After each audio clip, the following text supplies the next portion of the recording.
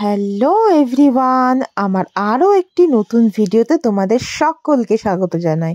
তো প্রতি বছরের মতন এই বছরও আমি মার বাড়িতে চলে এসেছি মার সঙ্গে পিঠে বানাবো বলে। একটু দেরি হয়ে গেল, মানে একটু লেট হয়ে গেল, শীত প্রায় যাই কিন্তু আমি এই বছরটা এত কাজে বিজি হয়ে পড়েছিলাম যে মাকে বলেছিলাম, মা আমি ঠিক সময় করে তোমার কাছে গিয়ে একসঙ্গে পিঠে বানাবো। আর এই কাঠের উনুনে জালে সরা পিঠে খাওয়ার মজাই আলাদা। তো আমার বসে বসে সরা পিঠে বানাতে এত ভালো লাগে, তো সেই জন্য সময় করে ছুটি পেয়ে আমি লিডাকে নিয়ে স্কুল ছুটি করে বাড়ি চলে এসেছি। তো এসেই মা দেখছি সমস্ত সব জোগাড় করে রেখেছে। আমি মাকে একটু নারকেলটাও কুড়িয়ে দিলাম। আর মা এই সরা পিঠের যে গোলাটা হয় উষ্ণ গরম জলে চালের গুঁড়ি দিয়ে অল্প একটু লবণ দিয়ে, আর কিচ্ছু দেয়নি, শুধু এই গোলাটাই মেন। মা বলে নাকি তাহলে পিঠে খুব ভালো ফোলে। তো সুন্দর করে মা দেখো ফেটিয়ে নিচ্ছে। আর আমার বাবা সুন্দর করে আমি আসবো বলে কাঠ একদম কেটে কুচি কুচি করে রেখেছে।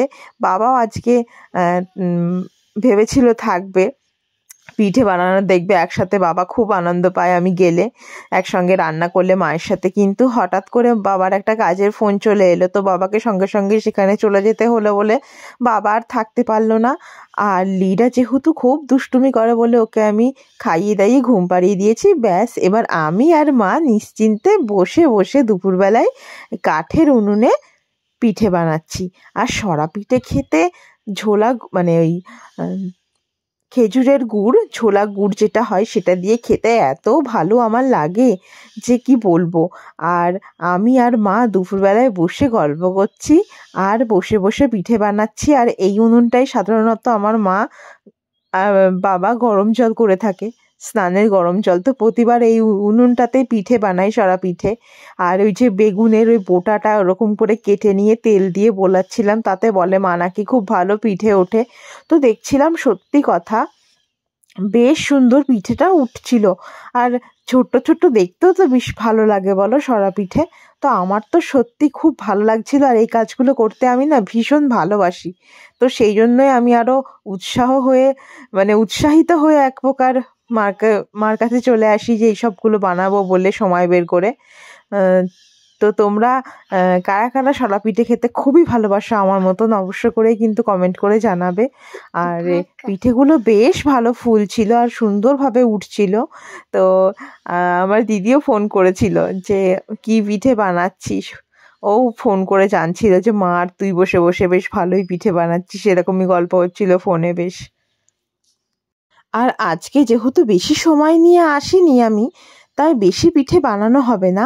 আজকে শুধু এই সরা পিঠে বানাবো আর আমি পাটিসাপটা বানাবো, এই দুটো পিঠে আজকে হবে। তো সেই জোগাড় জানতেই সব চারিদিকে চলছে। আমি ওই পাটিসাপটার গোলাটা ওদিকে রেডি করে এসছি। কিছুই না, ওই দুধের মধ্যে ময়দা আর সুজি দিয়ে আমি ভিজিয়ে এসছি সুন্দর করে ব্যাটারটা। আর অল্প একটু চালের গুঁড়ি, ওটা পরে মিক্সড করবো। আর সুজি দিয়েছি, তাহলে বেশ খুব ভালো হয় পাটিসাপটার পুরটায়, মানে পুরটা না গোলাটায়। আর এই দেখো বলতে বলতে পিঠেগুলো কি সুন্দর উঠছে, দেখো গোল গোল একদম ছোট্ট ছোট্ট, খুব সুন্দর উঠছিল, একটু লেগে যাচ্ছিল না। আর কি হয় এরকম যদি মাটির সরাই এরকম করা, মানে পিঠেগুলো করা হয় এতগুলো, মানে বাটি বাটি থাকলে একসঙ্গে অনেকগুলো পিঠে হয়, তাতে সময়টা কম লাগে পিঠে করতে আর কি, তাড়াতাড়ি সব হয়েও যায়। অনেকে আবার দেখি কি এই সরা পিঠেগুলো ছোট ছোট দুধের মধ্যে ফেলে দিয়ে দুধে ভিজিয়ে অনেকে খেতে সেটা খুব ভালোবাসে। কিন্তু আমার এই পিঠে ঝোলা গুড়টা দিয়ে খেতেই বেশি সবচেয়ে ভালোবাসে। আবার আজকাল ভিডিওই অনেক সময় দেখতে পাই যে এই পিঠে দিয়ে নাকি অনেকে মাংস খেতেও খুব ভালোবাসে। অনেকে যেটা যেরকম ছোট থেকে ভালোবাসে খাবার খেয়ে এসছে তাদের সেরকম চয়েস। তো দেখো বলতে বলতে একদম বড় গামলার এক গামলা সব পিঠে বানানো তৈরি হয়ে গিয়েছে। আর সন্ধ্যাও প্রায় নেমে এসছে করতে করতে। তো বেশ সুন্দর। এই মাটির সরাতে না এই গায়ে পেছনে এরকম ফুটো ফুটো হয়ে থাকে, সেটা দেখতে যে এত ভালো লাগে। আর পিঠেগুলো কি সুন্দর, প্রতিটা পিঠে ফুলেছে একদম সুন্দর হয়ে, বেশ পুরো খুব ভাল লাগছিল। আমি তো মানে কিছুটা নিয়ে যাব আর কিছুটা থাকবে, মা আর বাবা খাবে। তো তারপরে দেখো ওই মা কথা বলতে বলতে আমি যখন সরা পিঠেগুলো করছিলাম তখন আবার মা ঘরে এসে, আমি নারকোলটাকে মাকে কুড়িয়ে দিয়েছিলাম আর মা আখের গুড় দিয়ে সুন্দর করে পাক দিয়ে দিয়েছে নারকোলটায়, কারণ পাটিসাপটা করব। আর দিকে পাটিসাপটার গোলাটাও বেশ সুন্দরভাবে ফুলে, সুজিগুলো ফুলে সুন্দরভাবে পুরটা হয়ে গেছে। কিছুই না, ওই যে বললাম দুধের মধ্যে সুজি আর সামান্য মানে সুজি 1 কাপ দিলে ময়দা আমি দিয়েছি 3 কাপ মতো, আর একটু চালের গুঁড়ি অল্প দিয়েছি, আর দুধে পুরোটাকে ভিজিয়ে সামান্য একটু লবণ দিয়েছি, আর কিছুই দিইনি।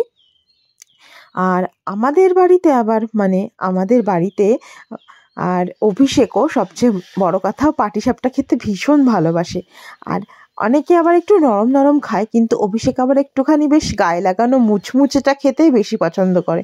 তো সেই কারণে আমি সেরমভাবে একটুখানি বেশি কড়া করে ভাজি, না হলে পাটিসাপটাগুলো একটু গাগুলো নরম নরম হয়ে যায় পরে বলে একটুখানি বেশি কড়া করে ভাজি। আর ফ্রাইং প্যানে এইভাবে করলে একটুখানিও ওঠে না।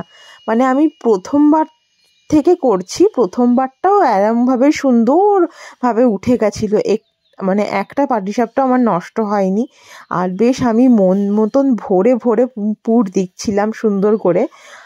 আর অত ছোট ছোট করার আমার ধৈর্য থাকে না, তো সেই কারণে একটুখানি বড় বড় করেই করছি, মানে বড় বড় করে করছি, ভালো করে করছি, আগে সুন্দর করে করছি।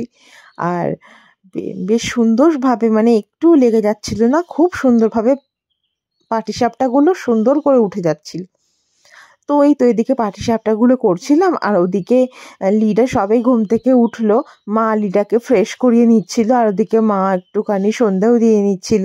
আর বাবা এখনো কাজ থেকে ফেরেনি, বাবা বললো তুই বাড়ি যাওয়ার আগে আমি ঠিক চলে আসবো।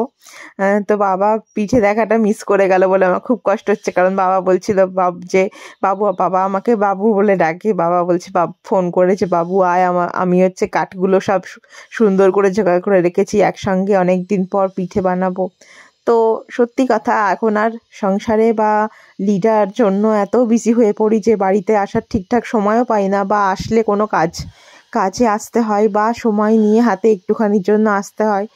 তো এই তো কথা বলতে বলতে দেখো সব পাটিসাপটাগুলো আমার তৈরি হয়ে গেছে। আর মা এবার আমাদের বাড়িতে, মানে শ্বশুর বাড়িতে নিয়ে যাওয়ার জন্য ভোরে ভোরে মা সব টিফিন কোটোই রেডি করে দিচ্ছে, পাটিসাপটা আর সরা পিঠেগুলো। আর ওদিকে লিডাকেও রেডি করে নিয়েছি, সন্ধে হয়ে গেছে, এবার বাড়ি ফিরবো।